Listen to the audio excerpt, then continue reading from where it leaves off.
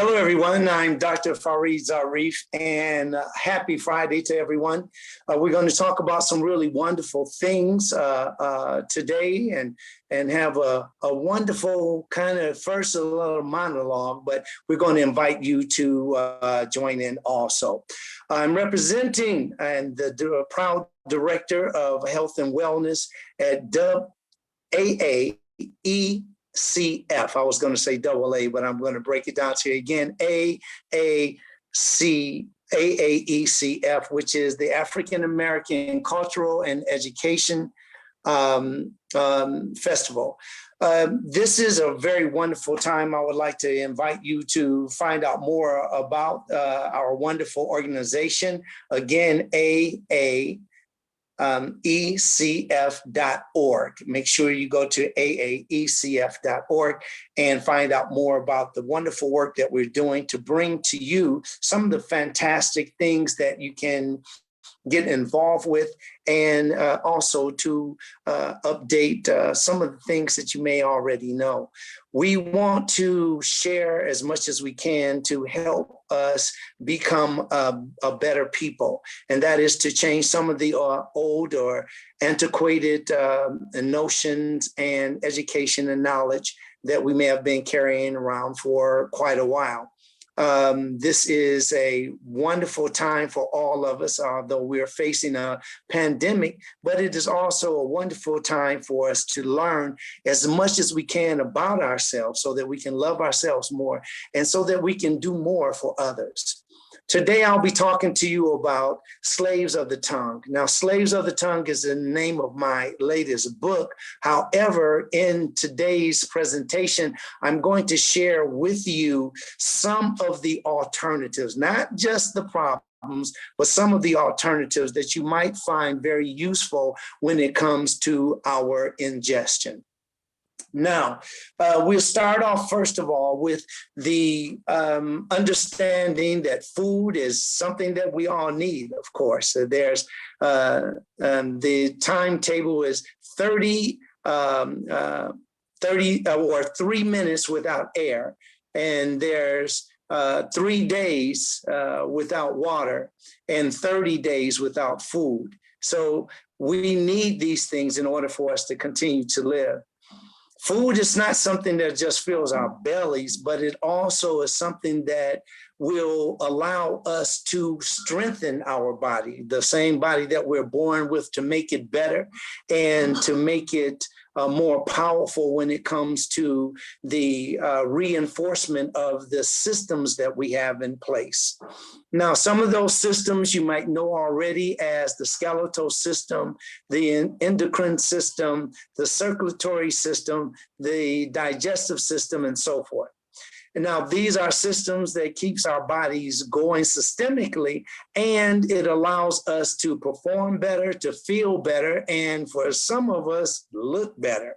Now, of course, there's a DNA factor. We won't go over that today, but keep that in mind that everything that you do, practically everything that you decide on doing for your body starts to work for you in a favorable way when you choose those things that are healthy, those things that are sometimes, I'm not going to say that they always taste good, but there are some things that actually taste good and works out wonderfully for ourselves.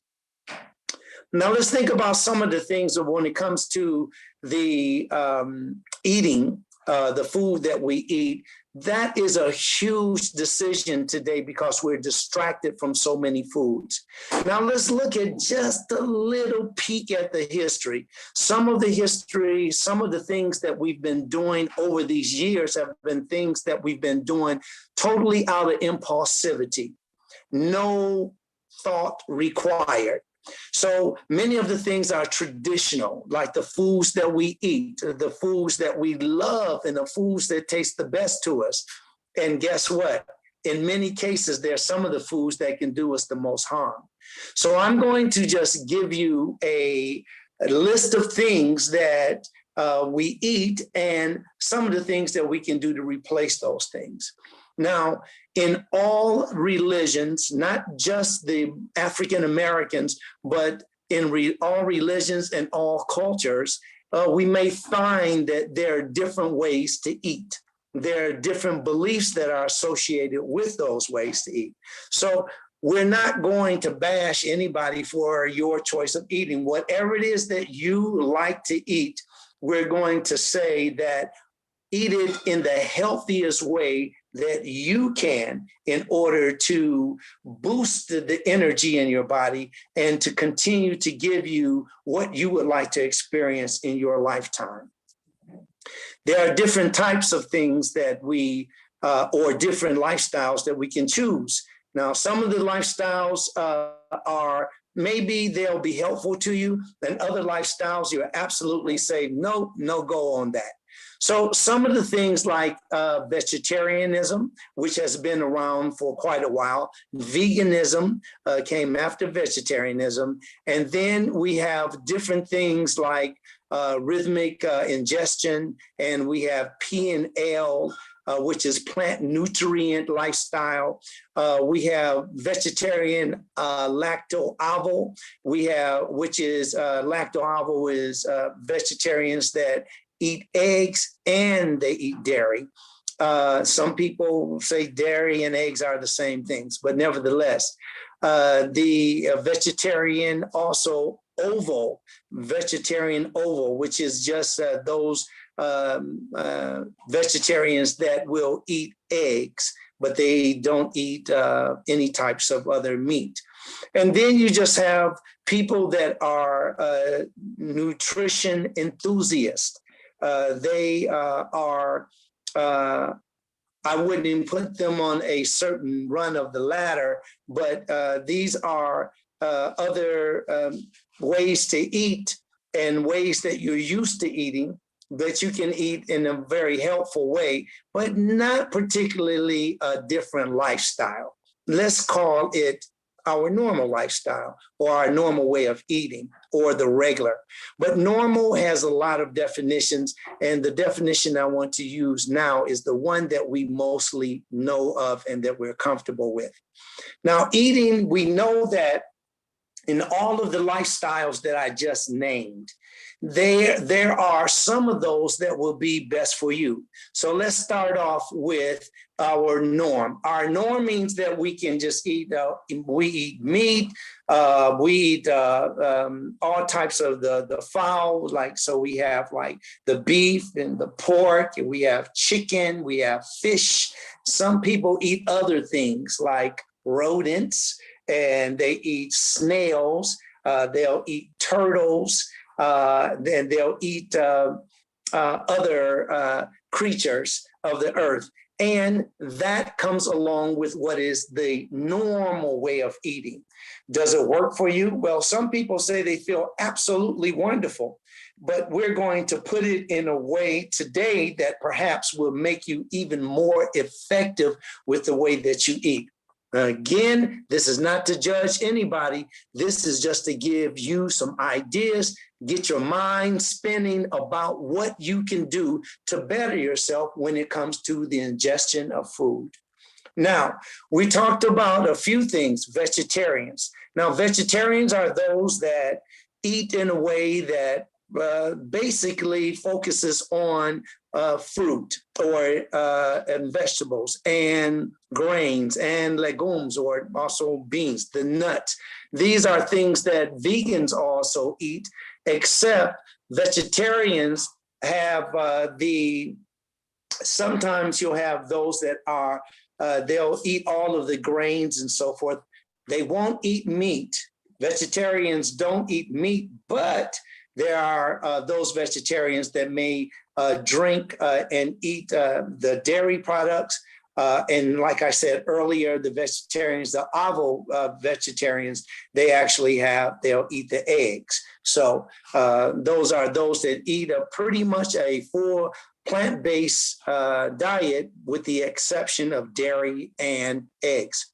Okay, so keep that in mind. Now let's go to a vegan. A vegan is a person, not only do they not eat meat and fish and birds or any living creatures, because their belief actually is that everything on the planet is a sentient being, especially living animals. I think that when I say everything, of course, there is a lot of respect for nature itself, but the sentient being part, what does that mean? That means that vegans are very particular about the killing of animals in order for us to survive. Many don't believe that that needs to ever happen, and many believe that one day we'll all be vegans. Okay, it'd be interesting to see what you think about that. However, vegans are those people that ingest fruits, vegetables, legumes, nuts, just plant life. That's it. They even go so far as not to eat honey, because honey is associated with a bee. And since the bees are dying now, statistically on the brink to extinction, yes, it's a big problem with people that are eating honey and those that are running bee farms that may be detrimental to the bee population. Now, when we talk about vegan, we're also talking about those people who stand up against the cruelty against animals. And that's super important because we love our animals, right? If you have a dog, a cat, or you have whatever, some people even have a pig. Some people even have other different animals that they're domesticated, but some that may have the propensity for wildness, like those cats, which are in most cases they're illegal, but we have other people that run their own zoos, and these particular animals become their pets, and they raise money by displaying the animals. So that gives you some idea. I'm going to go also to plant nutrient lifestyle. Now, plant nutrient lifestyle is very close to vegan. They do everything that vegans do, except they are not that particular about honey. They're not that particular about standing up for the rights of the animals, although they love animals, but they are particular about standing up for the rights of humans. And in my case, it's about the African Americans, because we African Americans are still facing many things that are very unjust, and things that are unfair, and things that we need to talk about and do something about it. One of those things is the way that we eat. Do you know that African Americans lead today and have led for over 100 years the deaths that we get from, and I'm talking about mortality rates now, the death that comes from heart disease, high blood pressure, atherosclerosis, diabetes. All of these are different diseases that we lead in. And here recently, Black women have been leading in cervical cancer and colorectal cancer by Black men and women. Children, Black or African American children, have been also leading in asthma. Respiratory diseases are off the hook now. Why? Because we're not paying attention to it as much as we could, and we should, and we have to turn it around by selecting the best foods for our body, because many foods are directly connected to these problems that we face on a daily basis. So, all right. How are you doing so far? We're doing great. And thank you for your patience. Again, I would like to invite you to join and to listen in on and to participate in AAECF.Inc.org. That's AAECF.org. I have to say it more and more so it can just roll off. Okay, so I want to definitely invite you, a great group of professionals that care about African American people and really are working hard on a daily basis to make our lives a better experience. Now, let's move along from, we talked about a little bit about the history. I want to touch that just one more time, okay? Because the history of eating is very important. It's not until recently, like the 21st century, that we hear more about nutraceuticals. We hear more about catechins, polyphenols, all of these big words, and they all mean nutrients that comes from edible plants. So we're just now getting more information about these plants, and it is super important to us all because we can get the best out of our lives, and we can bring down these mortality rates simply by choosing the food that will give us more life. Make sense? All right, so let's talk about those things. First of all, let's talk about the numbers that are connected with that, okay? The numbers I'm talking about are your health numbers, like your blood pressure. The norm is 120/80. Your hemoglobin A1C, the norm right now, we want you to get down to 4.7, 4.7. And that later on, we may go more into it, but the hemoglobin A1C is a test that your physician or your PCP can look at and give you a great idea of what you've done over a 90-day span and let you know if you've been eating too many carbohydrates that are resulting in high sugar or any kind of changing of your diet that you can help to reduce the cholesterol or the triglycerides and the sugar in your bloodstream. So make sure that you find out more about it. If you are borderline diabetic, sometimes called pre-diabetic, we want to make sure that you are getting your checkups. Those of you that aren't getting your checkups, please take my advice and get someone to look at you to find out what you can stop if it's already started and what you can prevent if it hasn't started at all. We continue with the understanding of the very positive, wonderful habit of taking our numbers. Now, we talked about blood pressure. You want to make sure you get a blood pressure cuff, something that you can have at home, and you can put the cuff on your arm, follow the instructions, and just simply touch a button now because it's all digital, not like the old fashioned with the little puff ball there and you're squeezing until it gets tight. All of that now is automatic, and you can get these at a local drugstore. Yeah, very simple, very, very valuable, and it's inexpensive.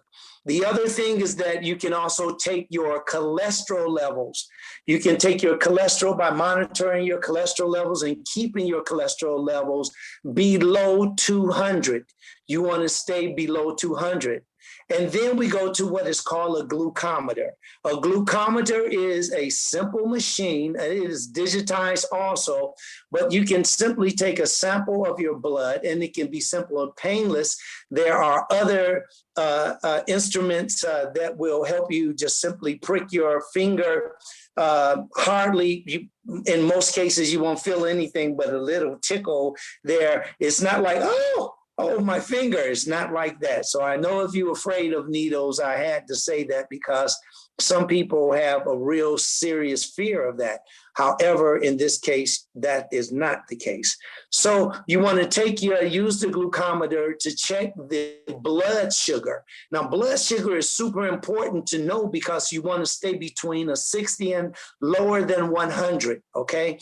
And if you get it close to 60, you're doing absolutely wonderful. Now, you want to keep that blood pressure in check because your blood, not the blood pressure, but the blood sugar in check, because you want to make sure that you are not having a blood sugar that is detrimental. You want it down to a level that is normal, and so that the body can have a good balance. You'll hear me sometimes say homeostasis. Now, those are some of the things. So we talked about the glucometer. You can talk about your, you can also use your blood pressure cuff. Those of you that can make an appointment to your doctor to get hemoglobin A1C. And we also talked about how easy it is to take your cholesterol number. Now, there are other numbers that we need to also take, and I would just say, guys, keep this in mind. This is for men only, especially after the age of 40, a DRE. This is a digital rectal examination. The digital I'm talking about are your fingers. And this is your doctor's fingers. This should be done by a professional to get a DRE, a digital rectal examination, and this will give you your doctor an idea of the size or enlargement of your prostate. Now, your prostate is a very small organ, about the size of a kiwi. Is small, or small kiwi. It does enlarge over time, and it can interrupt with urination. It can interrupt with sexual activity, and it can also, in some cases, it depends on how long you've been neglecting it. It can be painful when you urinate. So if you're dribbling, or you have urination pain, or if you have any kind of pain when you're pressing against your abdomen, then you have to get that checked out immediately, because your life may depend on it. Many of these things that I'm suggesting to you is to help you get in the rhythm of getting checkups on a daily, not on a daily, but getting checkups on a regular basis. So what does that mean? At least you want a major checkup once a year, and we call that annuals. Now, other people may go bi-annually, meaning every 6 months. It depends on what you're faced with. But remember, time is on your side if you are proactive and you go and get these checkups, okay? Very, very important. It can save your life. And yes, your life does depend on it, and the quality of your life. Now, let's get back to the food. If you do have any questions, I think we'll be able to answer it. You can leave them down in our comment area, and we'll be able to answer those questions. If not today, you can look at our archive later, and you can entertain yourself with some of the answers that I'll give you for your questions. However, let's move along with eating the way that we eat today. Now, the way that we eat today is without rhyme or reason, right? It's no certain times. There's breakfast, lunch, and dinner. Where did that come from? How did we get breakfast, lunch, and dinner? Well, the history shows us that breakfast, lunch, and dinner has everything to do with employers. And it has nothing to do with the employee. For instance, we eat breakfast in the morning just to give us the energy to make it to lunchtime. And we have lunch so that we'll have just enough to make it to dinner. Now, it's a lot of things wrong with that. First of all, it has nothing to do with your health. Second of all, it has nothing to do with benefiting you and for the convenience of your day. But if you are working, for instance, a 9 to 5 or 8 to 4, you're going to be stuck with that pretty much everybody, because pretty much everybody, especially in large factories, take a break practically at the same time. Sometimes there's 11 o'clock and they come back at 12, or some places will give you only 30 minutes to enjoy your food. So we're used to rushing. So we don't have a good relationship with our food. So we have to change that. That's up to us, right? We have to really get busy with the proactivity. Proactivity means that you do it before it happens. Don't wait until something happens before you go and get a checkup. Remember, it's not just your body, it's everybody that loves you and everybody that you love. So we have to be responsible because some of us, we have children. Some of us, we have parents. Some of us, we have friends. We have other people that are connected to our behavior. Got it? Okay. I got a feeling that you're really getting this. And I'm so very happy to be here talking to you today from AAECF.org.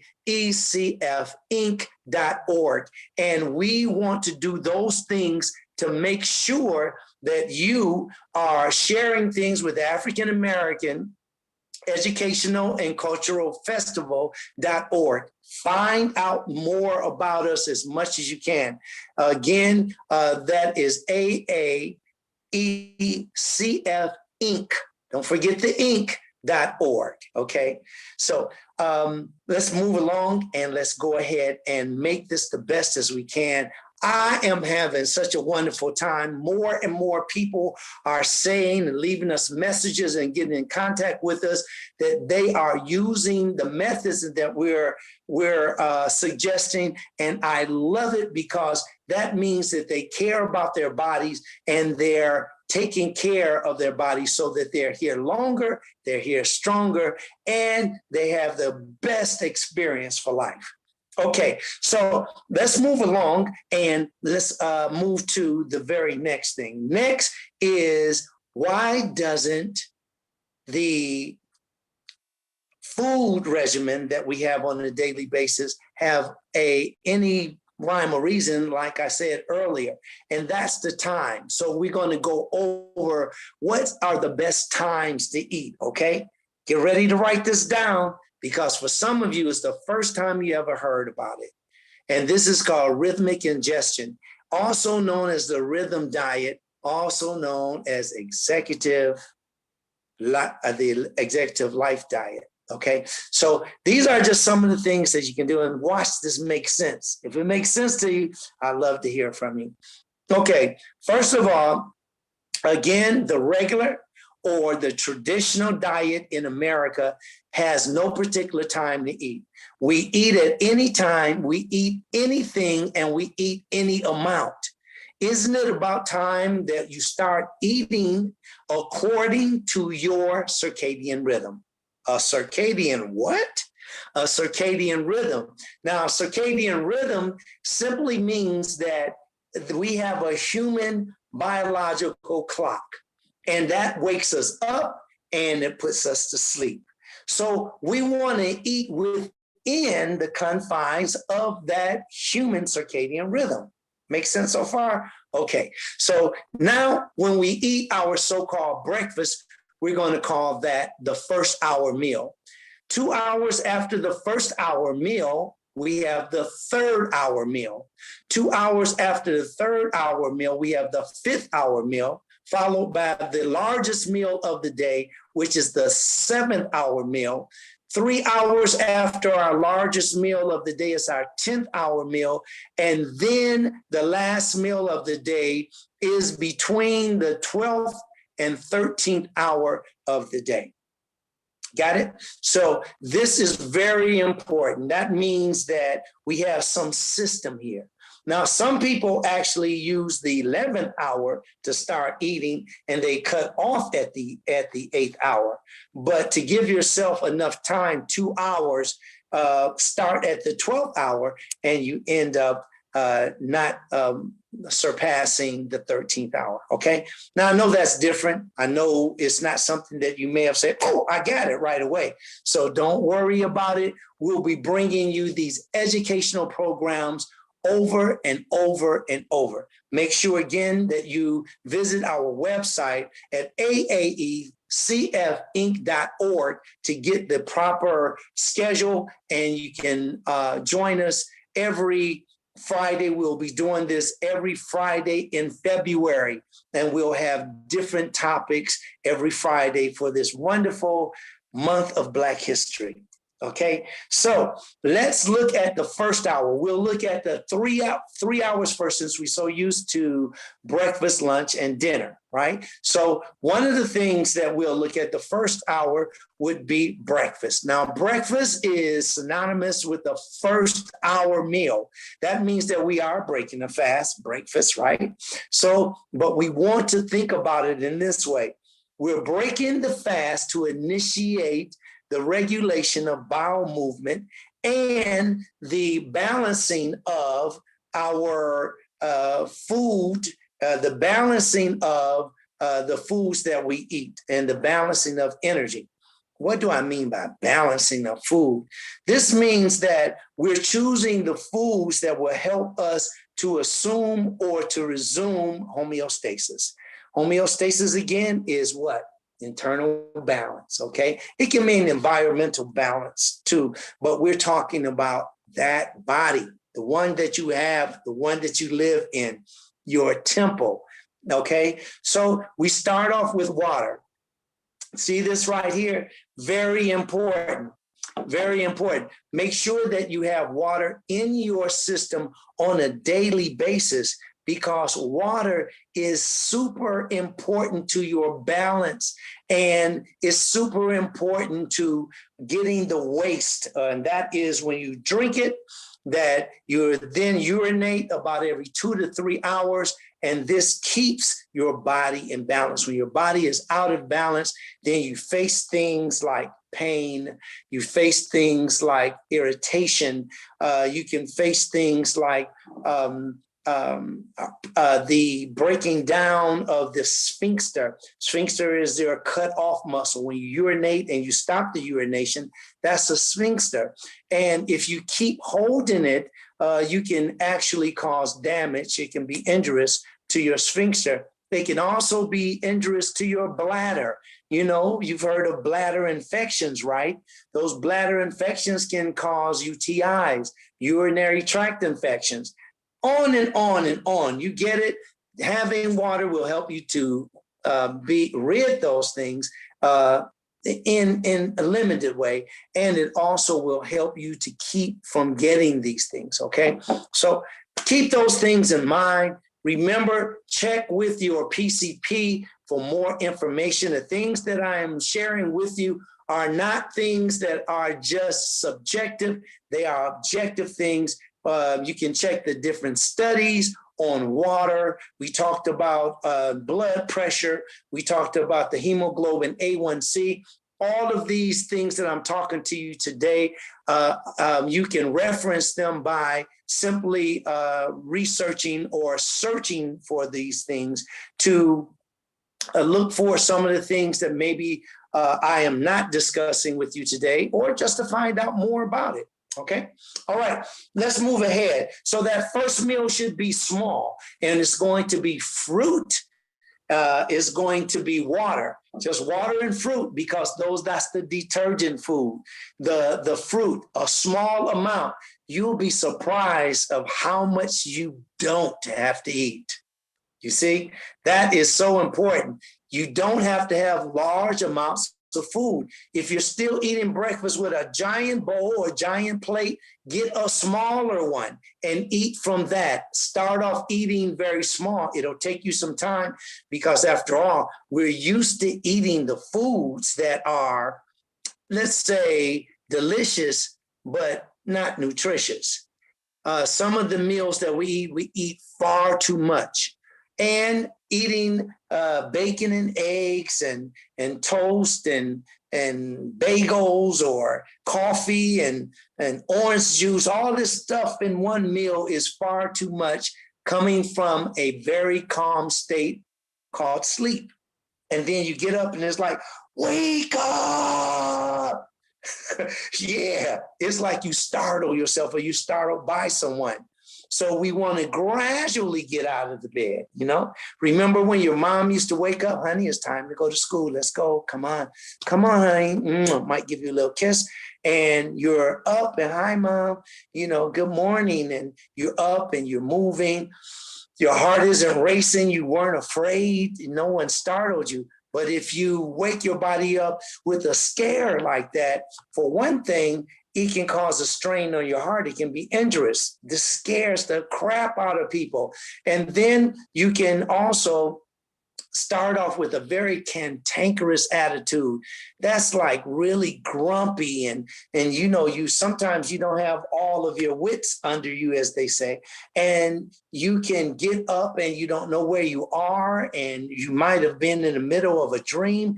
All of these things. So be kind when you're waking up a person, or wake yourself up with some soft music, something that won't startle you. Okay. All right. So let's go to the largest meal. That's the first meal. Now, the largest meal of the day is just what it says. It should be 6 hours after your first hour. You wake up at 6 a.m. 6 hours after that is 12 p.m. So we take 12 p.m. Between 12 p.m. and 1 p.m., this is the time that you will be eating your largest meal. I'm going to go back over the clock because this is just an example of those who get up at 6 a.m. But suppose you get up at 4:30 a.m. or you suppose you get up at other hours, 4 p.m. Different, right? Okay, I'll go over that before we finish up the segment. So your largest meal consists of those foods that are predominantly, or they have PDF, and that's predominant. These are the ones that have protein dominant foods. You can remember PDF, protein dominant foods. And these protein dominant foods would be like your beans, your some of the rice, like wahani rice, like nuts, like a mixture of beans and rice. You can still get protein from that because you have especially brown rice, not the refined stuff. And those are just some of the examples. I love beans, but you can get protein also from things like chia. You can get protein from quinoa, other things that you may not be used to, like tabbouleh. These are some of the things that you can take time to find out more about. But nevertheless, they will help you, even being plant-based, with your protein consumption. Now, other ways to get protein, of course, you have people that are still eat fish, meat, chicken, and these are sources of protein. However, they come with a side effect of eating too much, which it means that you'll also be ingesting some of the toxicity that comes along with that particular meat or animal food. It's up to you to make the choice which is best for you. Fried meats, barbecue meats, baked meats, broiled meats, you have a lot of styles to choose from. It is up to you what is best for you. Nevertheless, the dark meat and the white meat, as far as the protein is concerned, is about the same. Now, meat comes with it the hardness or the difficulty of breaking it down. Protein is the largest molecule for the body to break down. So it is suggested to eat protein in the middle of your day. In other words, stop eating the protein dominant foods at the end of the day. You don't need all of that food. That's why we're eating the largest meal in the middle of your day. All right. So that is like if you're eating chicken or not. If you're a vegan, remember you have people that aren't vegan yet. So you have people that are whole food plant-based eaters. So we have 7 billion people on this planet. So there's going to be definitely differences. But the truth is that no matter what culture you are, no matter where you live, we have our traditions. And most of those traditions include meat, believe it or not. I know you don't want to hear it, but there you go. Now, after your largest meal, you have a small meal at the end of the day. Your smallest meal is that 12th hour. Now, your 12th hour should only consist of things like warm tea. If you are ravenous and you have to eat more things, you can eat a salad. You can make like a half of an avocado sandwich. You can have things like hot cereal, different soups, all at the end. But these are small amounts so that you don't take all of that food to bed with you. What you going to do with all those calories? Calories are units of heat and energy. So why are we going to bed with all of that food? All right, if you got that, all of this is making, most of it at least is making sense to you. Okay, now we're going to go into the snacks between the first hour and the 7th hour. The 3rd hour and the 5th hour that you're up, these are snacks that you can eat fruit. You can add nuts with the fruit. Again, small amounts.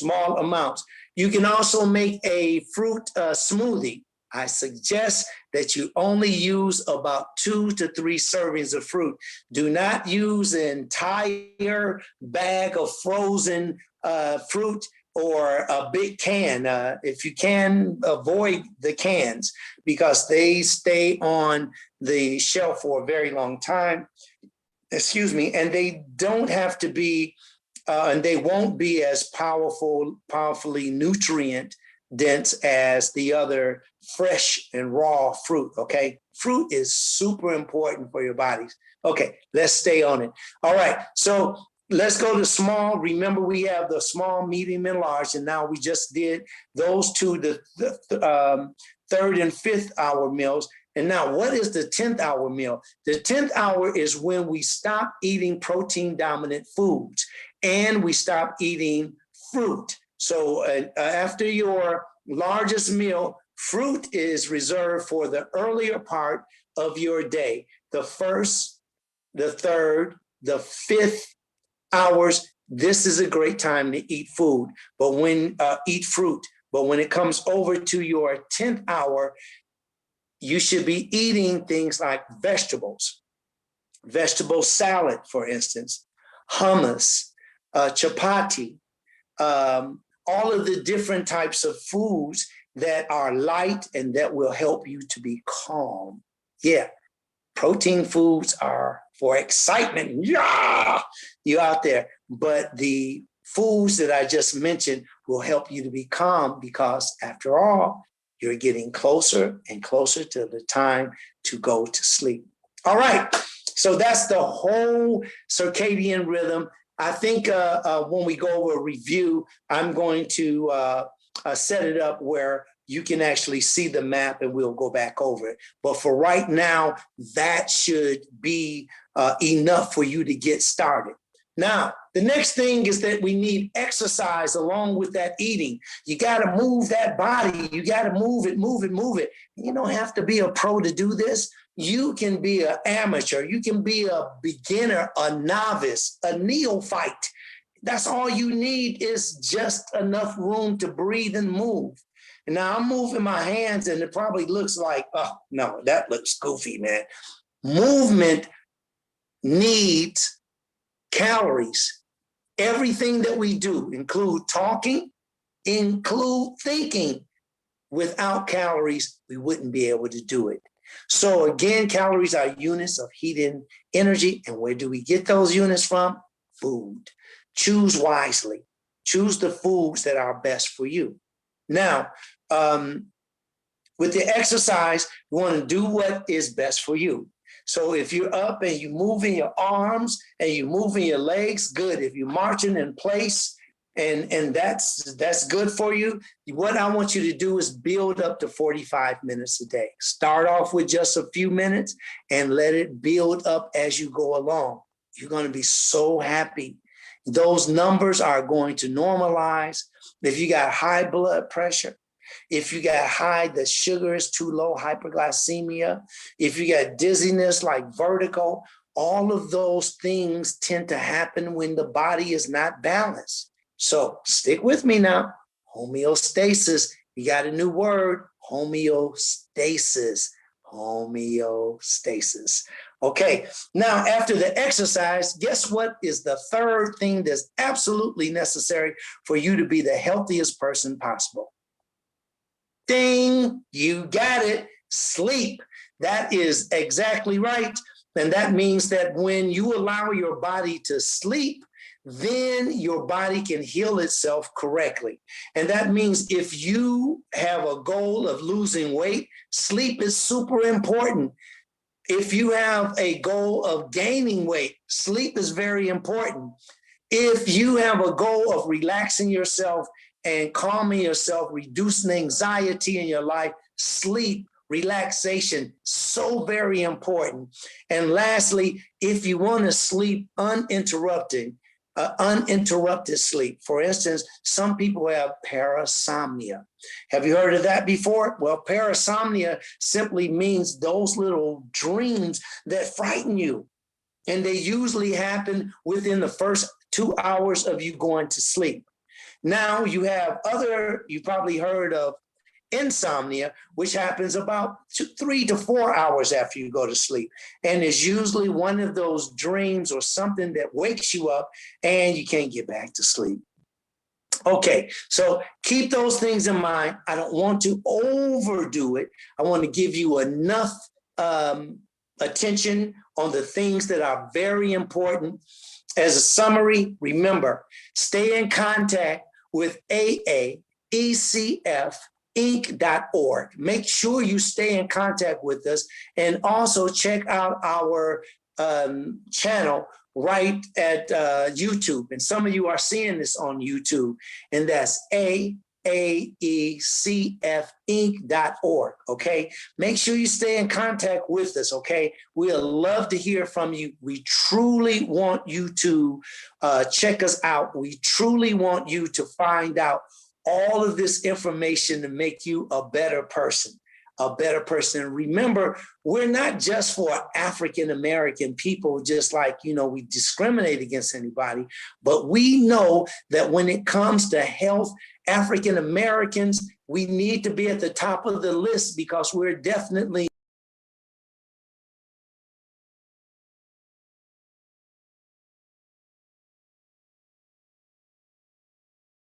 push that. Excuse me for the interruption, but nevertheless, all of these things are things to make you very, very proud of yourself and to do something for your loved ones.